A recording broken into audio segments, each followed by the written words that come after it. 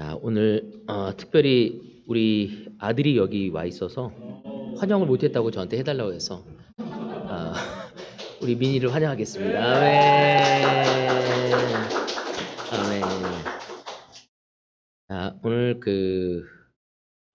제목은요. 제자가 추구해야 할 바른 생활 두 번째 시간입니다. 지난 시간에 이어서 첫 번째는 첫 번째 포인트만 했고 오늘은 두 번째, 세 번째 포인트를 이어서 여러분과 나누고 싶습니다. 그림 자체가 너무 좋지 않습니까? 바른 생활을 해야 할 것 같은 우리가 주님 안에서 이러한 천진난만한 자세와 태도가 필요함을 다시 또 보게 됩니다. 우리가 오늘 두 번째, 세 번째를 이어서 나가기 이전에 우리가 지난 시간에 어떠한 말씀을 전했는지 다시 한번 좀 우리가 리마인드하는 시간을 좀 갖도록 하겠습니다. 우리는 그때 빌립보서 2장 1절을 보면서 그리스도 안에서 여러분에게 격려, 사랑, 위로, 또 성령의 무슨 교제, 동정심, 자비하심에 대해서 이야기를 나눴습니다. 이 말은 무엇이었냐면 우리가 제자로 산다는 것은 혼자 살 수 있는 것이 아니라고 얘기했죠. 우리가 함께 더불어 한 마음을 품고 살아가야 할 것을 이야기했습니다. 여기 나온 단어들은 격려, 사랑, 위로, 교제, 동정심, 자비는 결코 혼자 있을 때 사용되어질 수 있는 단어가 아니라고 얘기했습니다. 이것은 함께 더불어 서로가 교제하며 마음을 나누며 살아가야 할 삶을 이야기하는 것입니다. 바로 1절의 말씀을 통해서 우리는 신앙생활은 혼자서 하는 것이 아니라 우리가 함께 서로 해야 할 것을 바울은 알려줬죠. 여러분 아시다시피 바울은 빌립보 1장을 통해서 내가 너희를 얼마나 특별하게 생각하고 있고 또 너희들이 내 삶에 얼마나 특별한 존재인지를 이야기를 나눕니다. 그리고 이 교회가 기도를 통해서 세워졌음을 이야기하며 그 기도에 있어서 기도를 하면서 그들이 무엇을 성장해야 할 것을 얘기합니다. 그리고 자신이 곧 풀려날 것도 알지만 자신의 기대와 희망은 하나님이 존귀하심을 드리는 것이라고 이야기를 합니다. 그러면서 그는 바로 이어서 2장에 들어가서 뭐라고 얘기하냐면 바로 우리가 어떻게 살아가야 할지를 이야기하죠. 여러분 빌립보라는 지역은 지금의 유럽의 지역입니다. 그래서 바울이 아시아에서 전하다가 바로 그곳에 가서 말씀을 전합니다. 이 빌립보라는 지역은 여러분 아시다시피 바울이 기도하러 갔다가 회당이 없어서 물가로 가잖아요. 그 말은 뭐죠? 유대인들이 그곳에 적게 살았다는 거예요. 그래서 이 회당이 없었다는 거죠. 여러분 유대인들은 보통 절기가 될 때마다 어떻게 흩어져 있는 디아스포라라는 그 유대인들이 절기가 되면 성지순례를 하기 위해서 바로 그 예루살렘에다 오게 되거든요. 그리고 다시 돌아갔은 자기 유대인들이 모여 사는 촌락에 그 회당이 있고 회당에서 함께 말씀을 나누고 기도하며 그 유대인의 정체성을 지켜가며 살아가고 있었습니다. 그렇지만 이 빌립보라는 지역은 유대인이 그만큼 없었다는 거예요. 그 말은 뭐냐면 그 빌립보라는 지역은 어떤 지역이에요? 이방인 도시였어요. 완전히.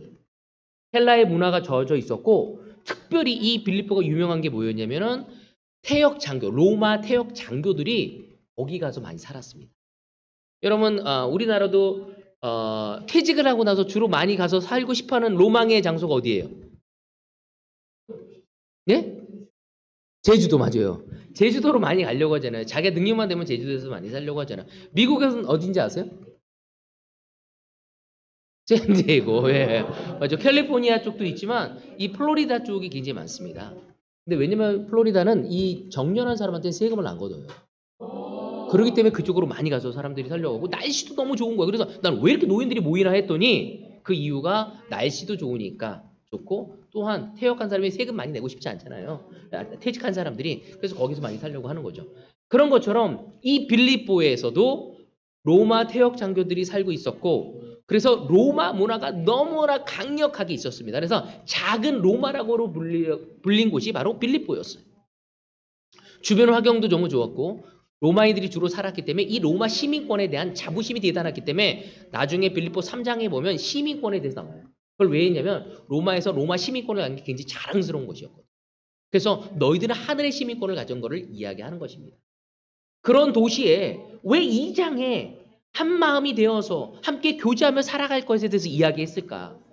거기에는 교회가 생기고 나서 유대인인 동시에 제자가 되온 사람들이 와서 율법주의를 강조했어요. 우리가 예수를 더 따라가기 위해서는 이런 율법에 근거해서 살아가야 돼 하면서 강력하게 얘기하는 사람이 있는 반면에 또 헬라 문화에 젖어서 하나님의 말씀을 보고 따라가고자 하는 사람들이 있었습니다.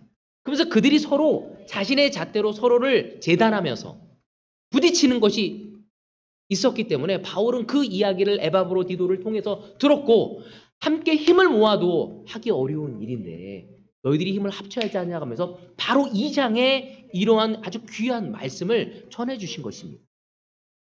지금 우리나라는 이 대한민국은 전 세계는 포스트 모더니즘이라고 해서 다양한 사상들을 받아들이면서 살아갑니다. 그래서 제자 삶을 살아갈 때 이것이 중요하다 저것이 중요하다 수많은 것들이 교회 내에서도 나올 수 있는 거죠. 그리고 또한 무엇이 더 중요한지 다룰 수도 있게 되는 것입니다. 하지만 바울은 다시 한번 그리스도 안에서 라는 이야기를 하면서 우리가 하나가 되어져서 살아가야 할 것을 이야기를 하고 있는 것입니다.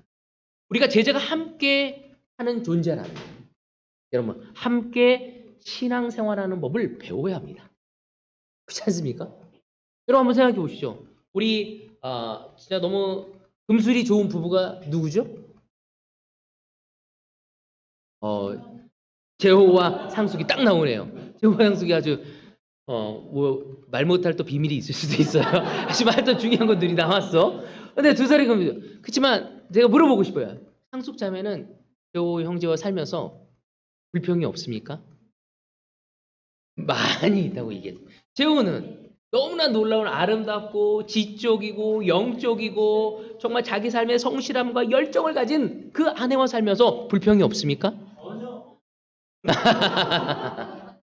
그럼 우리는 아무리 놀라운 부부 관계라도 안에 살아가면서 문제가 생깁니다. 왜? 서로 다른 사람이 많았거든요.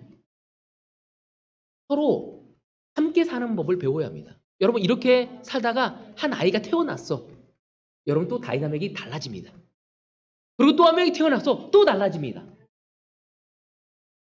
여러분 이처럼 우리는 가족 안에서 함께 더불어 우리가 미니가 태어났었을 때 생활했던 거가 또 다은이가 태어날 때는 그래서 제가 예전에 미니를 키우는 방법으로 다은이를 키웠을 때 다은이가 엄청 힘들어했어. 그래서 다르게 대해야 돼. 그때 우리 미니가 그거 봤을 때 왜 우리 아빠가 미니는 다은이는 다르게 하지? 아마 느낀 적이 있을 거예요. 그래서 제가 설명도 했어요. 너와 다은이는 다르다. 다은이 또한 오빠한테 다르게 대하는 걸 보고 다르게 느낄 수도 있을 거예요. 그럼 우리가 다르게 대해줘야 되잖아요. 그렇게 더불어 예전에는 둘이 살다가 셋이 되고 셋이 넷이 되어지는 것을 배워가야지만이 아름다운 가정을 이룰 수 있는 거예요. 여러분 교회도 마찬가지입니다. 우리가 하나님의 일을 신앙의 일을 감당하기 위해서는 더불어 살아가는 방법을 배우지 않는다면 여러분 성경 보면 세계의 결혼식이라고 해가지고 너무나 선남선녀가 결혼을 합니다. 그 다음에 어떻게 돼요? 이혼하는 커플을 너무 많이 봅니다. 잘생기고 예쁘고 돈 있고 너무 화려하게 결혼하고 너무 비참하게 너무 초라하게 이혼하는 모습을 보죠. 왜? 그들이 함께 더불어 살아가는 방법을 배우지 못했기 때문에. 여러분 교회는 죄인들이 모였습니다. 백그라운드가 너무 다양한 사람들이 모였어요. 대학을 나온 사람, 대학원을 나온 사람, 중졸인 사람, 초등학교 졸업인 사람, 무학인 사람, 잘 배운 사람, 못 배운 사람, 평모에게 자란 사람, 부모가 없이 자란 사람, 아버지가 상냥한 사람, 아버지가 너무 권위적인 사람, 너무나 능력이 없는 부모에서 자란 사람도 있습니다. 배경이 너무 달라요. 서울에서 자란 사람, 대구에서 자란 사람, 저 섬에서 자란 사람, 외국에서 자란 사람 다 모였습니다. 여기서 더불어 살아가기 위해서. 여러분 우리는 하나님의 말씀을 통해 훈련 받을 수 있어야 하는 것입니다. 그래서 격려하고 사랑하고 위로하고 교제하고 동정심과 자비하심은 서로 이 안에서 이루어져야 한다는 거죠. 하나님의 말씀으로서 훈련되어지지 않을 때 신앙생활을 하기가 어렵습니다. 그래서 많은 사람들이 다른 교회 다니는 사람들이 혼자 교회만 왔다 갔다 하잖아요. 우리 인터넷 방송하고 그냥 살아가잖아요. 여러분 그것은 성경에서 옳은 신앙생활이 아닌 것입니다. 여러분, 우리 교회에서도 서로 관계 때문에 떠난 사람 얼마나 많습니까? 예수님이 바뀌었습니까? 하나님 말씀이 바뀌었습니까? 예수님 때문에 제자가 됐지만 사람 때문에 떠납니다. 왜? 더불어 내가 어떻게 용서해야 하고 어떻게 내 갈등을 이야기하는지를 배우지 않았을 때, 내 스타일 그대로만 가지고 있었을 때 우리는 신앙생활을 바르게 할 수 없다는 것입니다. 우리가 잘 훈련받고 잘 배운다면, 하나님의 말씀을 의지하고 순종한다면 우리가 하나님의 일을 감당할 뿐만 아니라 하나님은 우리 삶에 너무나 많은 축복과 은혜를 베풀어 주실 것입니다. 빌립보서 2장 2절 복습하는 것입니다. 제가 지난 주중에서 물어보니까 다 몰라가지고 다시 한번 내가 또 이야기합니다. 2절에 뭐냐면, 여러분은 같은 생각을 품고 같은 사랑을 가지고 같은 뜻을 합하여 한 마음이 되어서 내 뜻이 넘치게 해 주십시오. 여러분 하나가 되라는 거죠. 서로 격려하는 거 왜? 하나가 되기 위해서. 서로 위로하는 거 왜? 하나가 되기 위해서. 서로 자비하심을 배우는 거 서로 하나가 되기 위해서. 그 하나가 되어서 하나님의 일을 감당하기 위한 것입니다. 여러분, 우리가 부부가 한 마음이 되지 않으면 자녀 양육을 바르게 할 수 없습니다. 부부가 하나가 되지 않고서는 다른 사람을 도울 수가 없습니다. 바울은 너무 놀라운 마음이죠. 너희들이 이렇게 한 마음이 되어서 내 기쁨을 넘치게 해달라고. 마치 아버지의 마음을 가지고 있는 거야. 여러분 한번 해보세요. 규훈이하고 규범이가 사이좋게 지내는 모습을 보면 어때요? 효하고 상자매는 너무 좋지 않겠습니까? 근데 두 사람이 매일 싸워. 방에 들어오면 이건 내 방이야, 들어오지 마, 너 왜 들어와, 이건 내 건데 네가 왜 손대 하면서 막 얘기하면 어때요? 어우, 사랑스러워. 그래요? 아니, 그냥 너무 그냥 스트레스 받는 거죠. 아이들이 그런 모습을 보면은. 여러분, 하나님이 우리를 볼 때 그런 거죠. 문제가 생겼을 때 그냥 눈 감아주길 원하지도 않고, 가정의 질서 있는 방법으로 그 어떤 속상함과 어려움을 해결하기를 원하는 것이 부모의 마음처럼, 하나님도, 바울도 이 빌립보 교회에 이야기했었을 때 바로 그렇게 되어진다면 내가 너무 기쁠 거라고 이야기를 하고 있는 것입니다. 오늘 우리는 한마음 한뜻 서로 격려하고 사랑하고 위로하기 위해서, 하나님이 감당하기 위해서 해야 함을 바울이 먼저 이 빌립보서 1장 2절을 통해서 우리에게 이야기합니다. 오늘은 그 두 번 시간을 이어서 우리가 제자가 추구해야 할 바른 신앙생활이 무엇인지 우리가 배우고, 바울이 이 빌립보 교회에 얘기했지만 우리에게 너무 필요한 말씀임을 저는 더욱 느끼게 되어집니다. 오늘 저희 첫 번째 포인트는 모든 일에 겸손한 마음으로 하는 것입니다.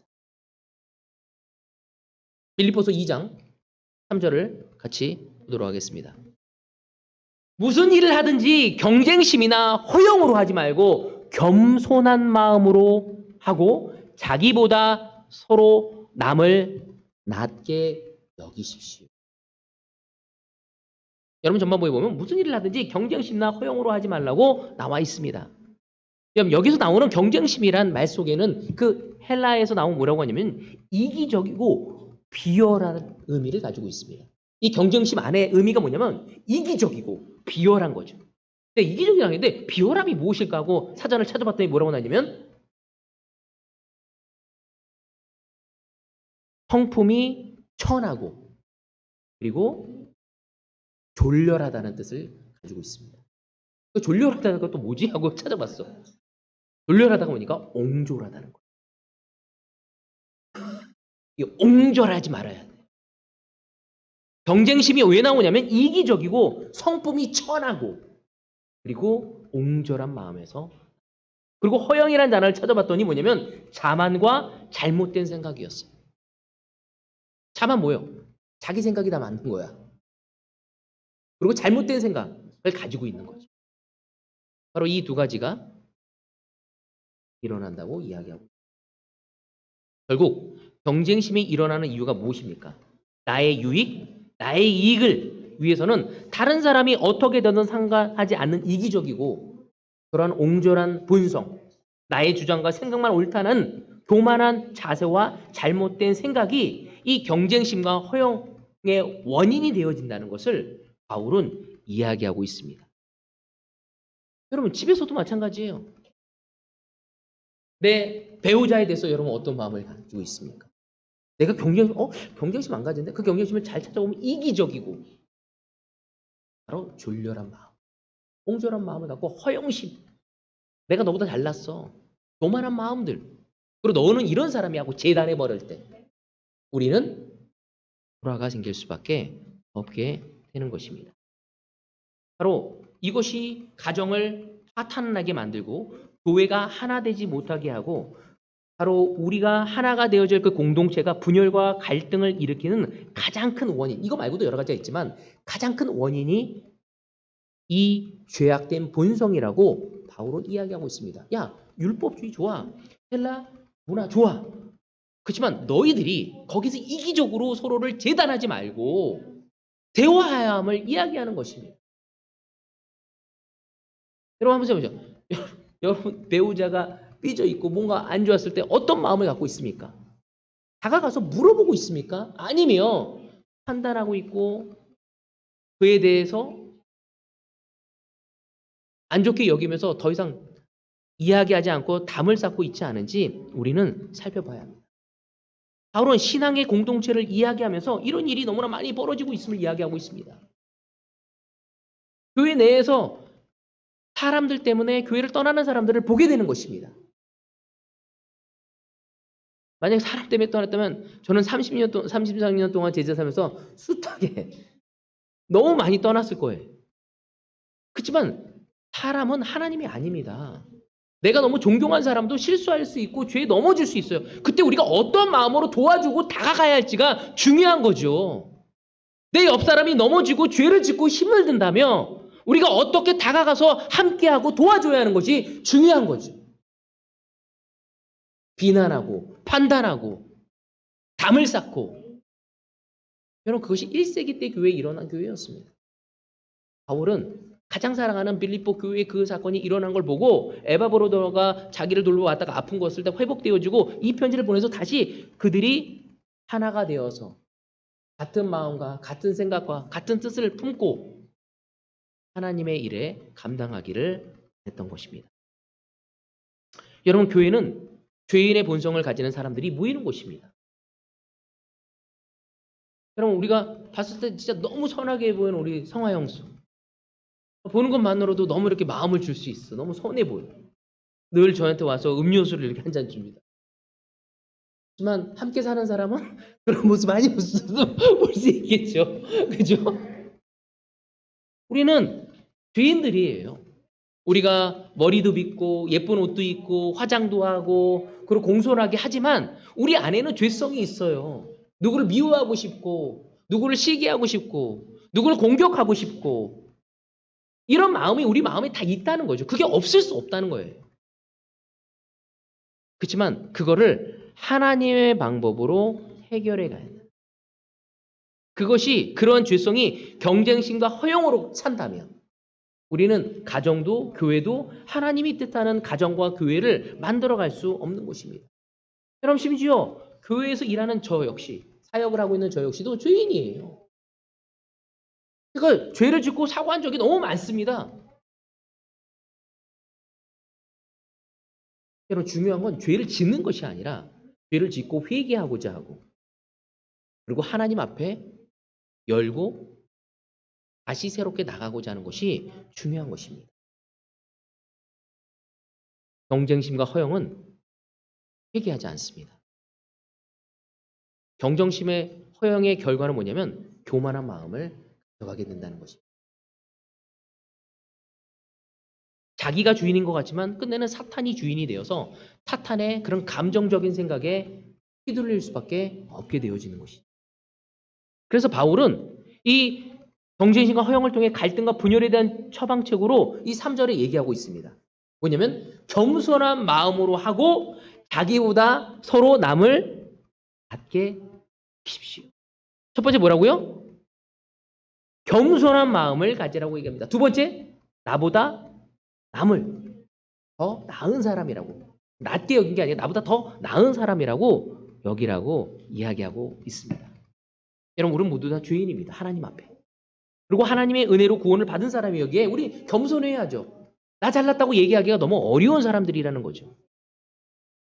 여러분, 예수님이 친히 이 땅에 내려오셔서 하나님의 아들인데도 불구하고 땅에 내려오신 그 자체가 겸손함이셨고, 하나님의 아들이고 천상의 말을 할 수 있는 분이 인간의 몸으로 오셔서 인간의 말을 배워서 인간의 그런 천한 말로 우리와 대화하시면서 우리를 끌어안으신 분이 그분이신 거죠. 우리 또한 바로 예수님의 그 마음과 태도를 닮아야 합니다. 예수님이 그 죄인들이 와서 어떻게 도와줬습니까? 야, 너희들은 말로 되는 애들이 아니야. 몽둥이가 약이야. 그러면서 몽둥이 찜질을 하면서 그들을 이끈 게 아니었어요. 바른 이야기를 한 게 아니라 대화를 하셨습니다. 어떻게? 사랑스럽게. 예수의 평범이 뭐예요? 먹고 마시기를 좋아하며 죄인들의 친구라고 얘기하고 있을 정도. 그러니까 먹고 마시기 좋고 죄인들의 친구들의 말이 어떻겠습니까? 그들의 이 언어의 수준이. 근데 예수님의 평판이 그들과 친구가 되었대요. 그리고 그들을 죄를 짓는 게 아니라 회개끔 하고 하나님을 볼 수 있도록 도우셨다. 너무나 배우고 싶습니다. 그 마음을 우리가 우리의 배우자에게, 우리 옆에 있는 형제에게, 우리 옆에 있는 자매에게 나누어 갈 수 있어요. 완벽하지 않더라도 그렇게 하려고 노력해야 합니다. 오늘 여러분의 마음속에 누구를 미워하고 있다면, 오늘 여러분 마음속에 누구를 시기하고 있다면, 여러분 마음속에 누구를 불편한 마음이 있다면 그런 태도를 가지고 하는 마음이 필요합니다. 우리의 옹졸하고 천한 그 성품을 버리고 비열한 그 마음을 버리고 바로 예수님의 그 겸손함으로 우리 마음을 채워서 갈 수 있어야 합니다. 그럼 우리가 남을 나보다 낮게 여기라는 이야기에 대해서 힘들어할 때가 많습니다. 왜 힘들어하는지 아세요? 왜냐면 나보다 나은 사람을 여기려니까 내가 굽신거려야 할 것 같은 느낌을 받는 거예요. 나보다 나았으니까 네가 나보다 잘났어 하면서 이렇게 좀 내가 낮아져야 할 것 같아. 여러분, 이 말의 의미가 무슨 뜻인지 아십니까? 남을 높이라는 말이 무슨 말일까요?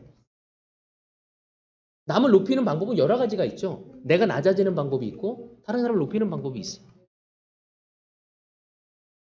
여러분, 남을 나보다 낮게 여기라는 것은 그 사람을 존귀한 존재로 여기라는 것입니다. 그 사람을 존귀한 존재, 나를 낮출 필요 없다는 거죠. 그 사람을 높이는 이유는 그 사람을 존귀한 존재로 대하는 것입니다. 근데 한국 사람은, 대한민국 문화는 나를 낮추려는 게, 나를 낮춰서 그 사람을 높이려는 어떤 성향을 가질 때가 많아요. 그러니까 낮아지는 자체가 너무 비천해 보이는 거예요, 내 자신이. 너무 이렇게 열등의식을 느끼게 되어지는 거죠. 그래서 우리가 열등의식을 하는 게 아니라 바울이 그런 거 가졌잖아요. 내가 사도 중에 사도라고 얘기해요. 그렇지만 죄인 중에 두목이라고 얘기할 정도로 굉장히 아이러니한 대답을 하거든요. 말을 하거든요. 굉장히 역설적인 이야기를 하고 있어요. 그 이유가 무엇인지. 자존감은 굉장히 강했고 하나님 앞에 선택받은 거. 그렇지만 또한 겸손했고 다른 사람을 높일 수 있는 마음을 가지고 있는 존재. 여러분, 여러분의 배우자를 귀한 존재로 여기십시오. 존귀한 존재로. 여러분의 옆에 있는 형제를, 옆에 있는 자매를 존귀한 존재로 여기십시오. 그들 앞에 낮아지라는 것이 아닙니다.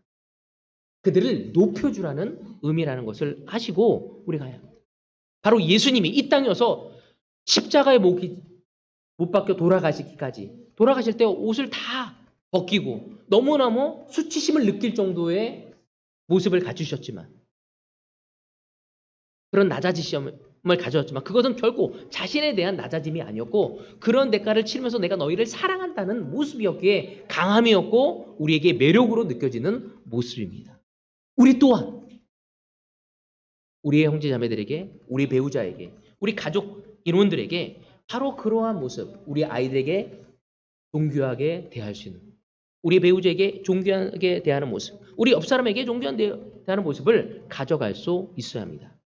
여러분, 한국 사회는 갑질 문화가 너무 큰 이슈입니다. 회장이라고 하는 사람, 사장이라는 사람이, 또 어떤 공기업에서 높은 사람들이 수행비서나 직원들에게 함부로 대하는 모습을 보면서 우리는 사회적으로 공분을 사는 모습을 많이 보게 됩니다. 근데 우리 한번 생각해봅시다. 이러한 갑질 문화가 돈 많은 사람에게만 있습니까? 여러분, 우리에게는 있지 않습니까? 내 권리라는 것 때문에 그 권리를 얘기하려다가 무례하게 얘기하고 있지 않습니까? 그러니까 내가 목사기 때문에 여러분을 무례하게 대하고 있지는 않은지, 여러분 또 하나는 여러분이 상처받았다는 이유로 너무 무례하게 얘기하고 있지는 않은지, 이런 우리의 권리를 하나님의 방법으로 이야기하지 않는다면 우리는 갑질 문화에 동조하고 있고 그 갑질 문화에 젖어서 우리 또한 하고 있음을 우리는 배울 수 있어야 합니다. 여러분, 교회에서도 가정에서도 또 직분자와 그냥 제자 안에서도 이러한 갑질 문화가 우리 안에서 이루어질 수 있다는 것입니다. 예수님의 태도와 예수의 마음을, 겸손한 마음과 낮아진, 나보다 더 낮게 여길 수 있는 마음을 우리가 계속적으로 배우고 가지 않는다면, 예수님은 하나님의 아들이었지만 갑질을 하지 않으셨거든요. 예수님은 우리를 높여주셨고 우리가 얼마나 가치 있는 사람인지를 알고 여겨주시고 우리에게 존중해 주시고 자신의 목숨까지도 내어주신 분이 바로 그분이십니다. 우리는 그러한 태도를, 마음을 가져갈 수 있어야 합니다. 두 번째 포인트, 마지막입니다. 우리가 제자가 추구해야 할 바른 신앙의 두 번째, 서로를 돕는 마음을 가져야 한다는 거죠.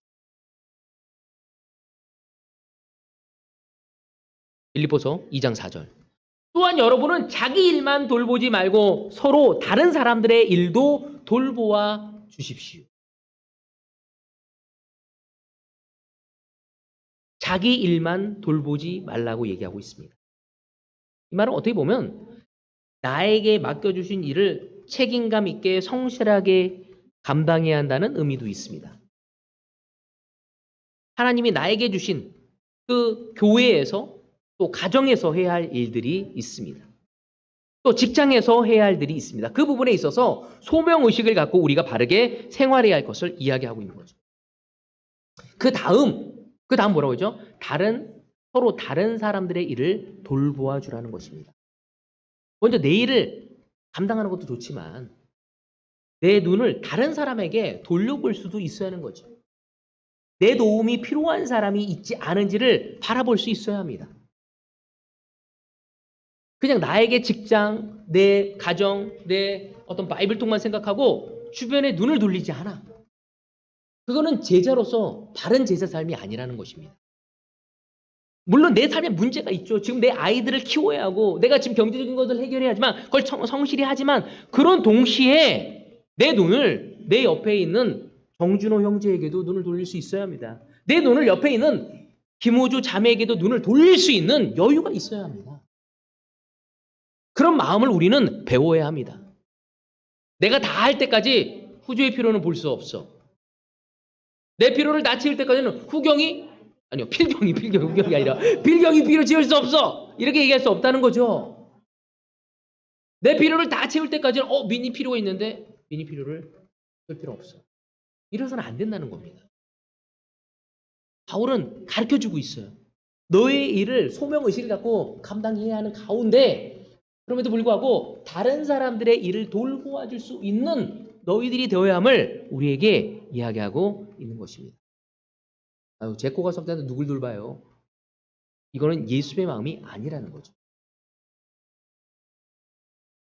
예수님은 자기 일을 하시면서 지금 때가 되지 않아도 다른 사람의 필요를 채워주시고자 하는 것이 예수님이었습니다. 물론 또 이래서는 안 됩니다. 오지랖이 넓은 사람이 있어. 자기 일이 너무 급한데 아니야 나는 그 일을 해야 돼. 그리고 자기 아내 필요는 나 몰라 하고 저쪽에서 아이들 필요가 있는데 나 몰라 하고 딴 일 하고 있어요. 여러분 그래서는 안 되겠죠. 한번 생각해 보십시오. 정말 상호가 아내의 필요가 있는데 아니야 나는 지금 형제들의 도움을 줘야 돼 하고 아내가 아파 죽겠고 힘들어고 끼니도 못 먹고 있는데 딴 사람 밥 사주면서 막 교제하고 있는 이건 좀 이상한 거잖아요. 여러분 저희 아버지가 교회 올 때 제일 힘들어했던 게 뭐였냐면요. 그런 분들을 많이 만나서 힘들어하셨어요. 집 가정은 나 몰라 하고 밖에 교회에 가서 예배드리고 찬양하고 교제하고 이곳이 위선자라고 생각하죠.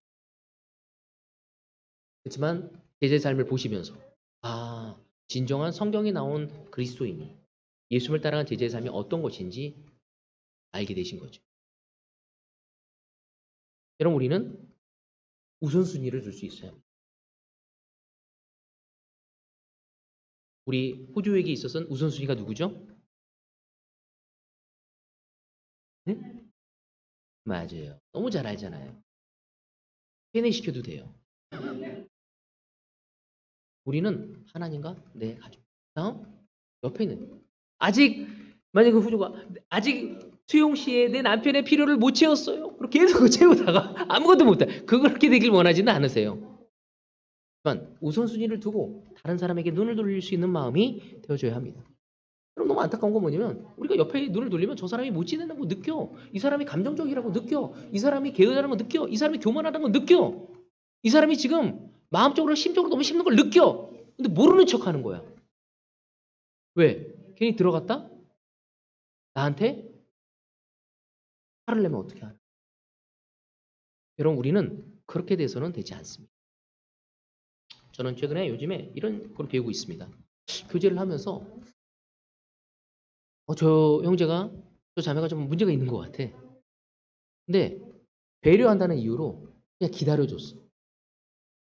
근데 그 기다림을 받은 사람은 나를 이상한 눈으로 보는 것 같다고 느껴. 그리고 또 그런 얘기도 들었어. 그러니까 나에 대해서 어떤 마음, 불편한 마음을 갖게 되는 거예요. 나의 진정한 마음은 도와주고 싶고 그거 회복하고 건강하게 잘 지내길 원해. 그렇지만 내가 이거 섣불리 들어갔다가 나한테 마음을 열기가 어려울지 않을까? 준비되지 않은데 들어간 게 아닌가? 근데 깨닫게 됐어요. 오히려 들어가서 준비가 되지 않았습니다라고 들었을 때 머무르는 게 낫지.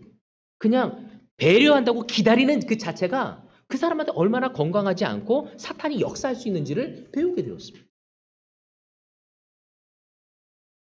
여러분, 오늘 이 시간 우리는 배워야 합니다. 그 배우지 않을 때 경쟁심과 허영심이 우리를 지배하게 될 것이고 그 교만한 마음이 사탄의 조종에 의해서 우리가 원하지 않고 처음과의 동기와는 달리 서로를 미워하고 서로를 멀리하고 사랑하기는커녕 사랑해야 할 장소가 되어야 할 곳이 가정이 교회가 너무 힘든 관계로 변질되어질 수 있다. 저는 사탄에게 결코 이것을 용납하지 않을 것입니다.